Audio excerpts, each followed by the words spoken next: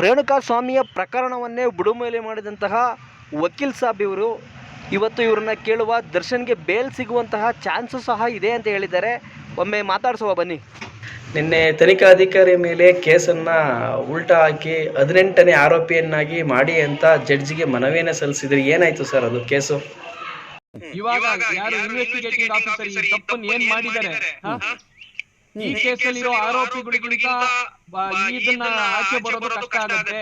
ನಮ್ಮ ಪೊಲೀಸ್ ಅವರು ಅದಕ್ಕೆ ಮುಚ್ಚಾಕಕ್ಕೆ ಏನೇನ್ ಪ್ರಯತ್ನ ಮಾಡ್ಬೇಕೋ ಮಾಡ್ತಾ ಇದ್ದಾರೆ. ನನಗೆ ಪೊಲೀಸ್ ಸ್ಟೇಷನ್ ಬಿಡ್ತಾ ಇಲ್ಲ ಇವತ್ತು. ನೀವು ಅಂದ್ರೆ ಈ ಕೇಸಲ್ಲಿ ಇನ್ನೂ ಗೊತ್ತಿಲ್ಲದಿರುವಂತಹ ಎಷ್ಟೋ ವಿಚಾರಗಳಿದಾವೆ ಅಂತೀರಾ ಸರ್? ಹಾಗಾದ್ರೆ ಇನ್ನು ಈ ತರ ಹತ್ತಾರು ವಿಷಯಗಳಿದೆ, ಇದಕ್ಕಿಂತ ಗುರುತರ ಆದಂತಹ ಹತ್ತಾರು ವಿಷಯಗಳಿದೆ ಕೂಡ ಇದೆ. ಇದರಲ್ಲಿ ಬಹಳಷ್ಟು ಅಡಗಿರೋ ಸತ್ಯಗಳಿದೆ, ಆಚೆ ಬರುತ್ತೆ ಅಂತ ನಾನ್ ನಿಮ್ಮಲ್ಲಿ ಮನವಿ ಮಾಡ್ಕೊಂತ ಇದ್ದೀನಿ. ಹೋಗಿ ನೋಡಿ, ಫಸ್ಟ್ ಫ್ಲೋರ್ ಅಲ್ಲಿ ಏನಿದೆ ಒಂದು ನೋಡಿ.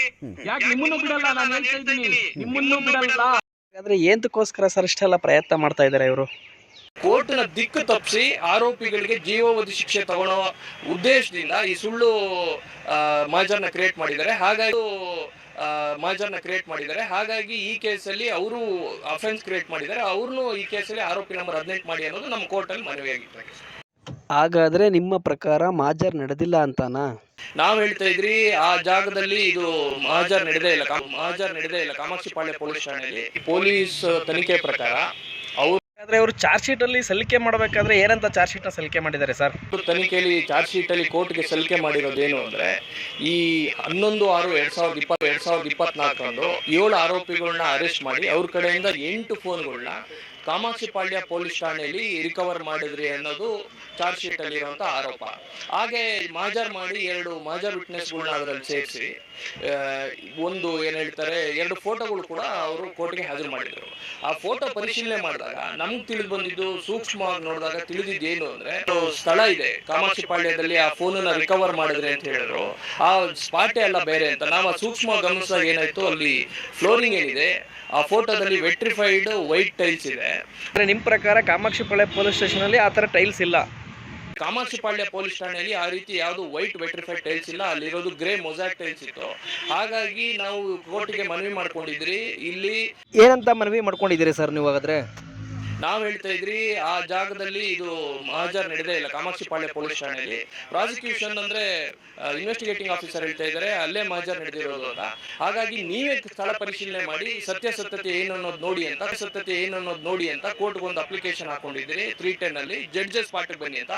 ಇನ್ನೊಂದು ಈ ರೀತಿ ಸುಳ್ಳು ಸಾಕ್ಷಿ ಕ್ರಿಯೇಟ್ ಮಾಡಿರುವಂತ ಪೊಲೀಸ್ ಅಧಿಕಾರಿನೂ ಕೂಡ ಈ ಕೇಸಲ್ಲಿ ಆರೋಪಿ ನಂಬರ್ 18 ಆಗಿ ಮಾಡಿ ಅಂತ ಅಪ್ಲಿಕೇಶನ್ ಹಾಕಿರಿ. ಅದೆರಡರ ಬಗ್ಗೆನೂ ಇವತ್ತು ತಕರಾರಿದೆ ಸರ್. ಹಾಗಾದ್ರೆ ಕೋರ್ಟ್ ಏನಾದರೂ ಇದ್ರ ಬಗ್ಗೆ ತನಿಖೆ ಮಾಡುವಂತೆ ಏನಾದರೂ ಹೇಳಿದೆಯಾ ಅಥವಾ ಏನಾದರೂ ವಿಚಾರಣೆ ನಡೆಸ್ತಾ ಇದೆಯಾ?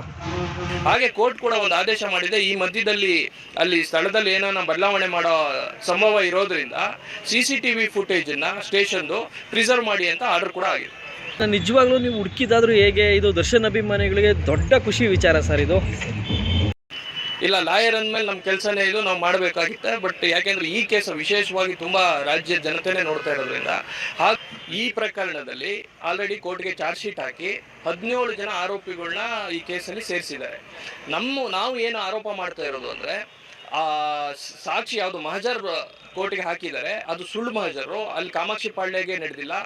ಬಟ್ ಕಾಮಾಕ್ಷಿಪಾಳ್ಯದಲ್ಲಿ ಆಗಿಲ್ಲ. ಫಸ್ಟ್ ಅವ್ರು ಹೇಳ್ತಾರೆ ಕಾಮಾಕ್ಷಿಪಾಳ್ಯದಲ್ಲಿ ಆಯ್ತು ಅಂತ. ನಮ್ಮಲ್ಲಿ ಎಲ್ಲಾಯ್ತು ನಾವ್ ಹೇಳೋದು, ನಾವಲ್ಲ ಆಗಿಲ್ಲ. ಇವಾಗ ಅಬ್ಜೆಕ್ಷನ್ ಕ್ಲೈಮ್ ಕೇಳಿದ್ರು ಪ್ರಾಸಿಕ್ಯೂಷನ್ ಅವರು 2ನೇ ತಾರೀಕು ಕೊಟ್ಟಿದ್ದಾರೆ. ಅಲ್ಲಿವರೆಗೂ ಇದನ್ನೇನು ಮಾಡಲ್ಲ ಅಂತ ಹೇಳಿದ್ರು. ಅವ್ರು ಅಂಡರ್ಟೇಕಿಂಗ್ ತಗೊಂಡಿದ್ದಾರೆ. ಇವಾಗ ಇದರಿಂದ ಏನಾದ್ರು ದರ್ಶನ್ ಅವ್ರಿಗೆ ರಿಲೀಫ್ ಸಿಗುವಂತ ಸಾಧ್ಯತೆ ಬೇಲ್ಗೆಲ್ಲ ಅನುಕೂಲ. ಈಗ ನೋಡಿದ್ರಲ್ಲ, ಈಗ ಪಬ್ಲಿಕ್ ಪ್ರಾಸಿಕ್ಯೂಟರ್ ಆದ ಪ್ರಸನ್ನ ಕುಮಾರ್ ಅವರು 2ನೇ ತಾರೀಕಿನವರೆಗೂ ಟೈಮ್ನ ತಗೊಂಡಿದ್ದಾರೆ. ಯಾವುದೇ ಟ್ರಯಲ್ನ ಮುಂದೂಡಿಸುವ ಆಗಿಲ್ಲ, ಎಲ್ಲ ಸ್ಥಗಿತಗೊಂಡಿದೆ. ಹಾಕಿರುವಂತಹ ಮನವಿಯ ಮೇರೆಗೆ ಬೇಲ್ ಸಹ ಸಿಗುವಂತಹ ಎಲ್ಲ ನಿರೀಕ್ಷೆಗಳು ಇದ್ದಾವೆ. ನಿಮ್ಗೇನು ಅನಿಸುತ್ತೆ ದಯವಿಟ್ಟು ಕಮೆಂಟ್ ಮಾಡಿ. ನೀವು ಡಿ ಬಾಸ್ ಅಭಿಮಾನಿಯಾಗಿದ್ದರೆ ಒಂದು ಲೈಕ್ ಕೊಟ್ಟು ಶೇರ್ ಮಾಡಿ, ಸಬ್ಸ್ಕ್ರೈಬ್ ಆಗೋದನ್ನು ಮರಿಬೇಡಿ. ಮುಂದಿನ ವಿಡಿಯೋದಲ್ಲಿ ಸಿಗುವ. ಜೈ ಹಿಂದ್, ಜೈ ಕರ್ನಾಟಕ. ಮತ್ತೆ